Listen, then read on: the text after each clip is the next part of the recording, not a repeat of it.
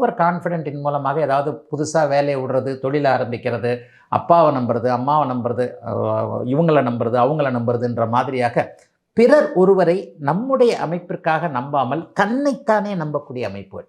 நம்முடைய திறமை என்ன, நம்முடைய இது என்ன, நம்முடைய வருமானம் என்ன, இந்த மாதிரியான ஒரு தன்னைத்தானே நம்பக்கூடிய சில விஷயங்களை மட்டும் நீங்கள் தேர்ந்தெடுத்தீங்கனாலே இந்த வருஷத்தில் பெரிய கஷ்ட நஷ்டங்கள் இருக்காது.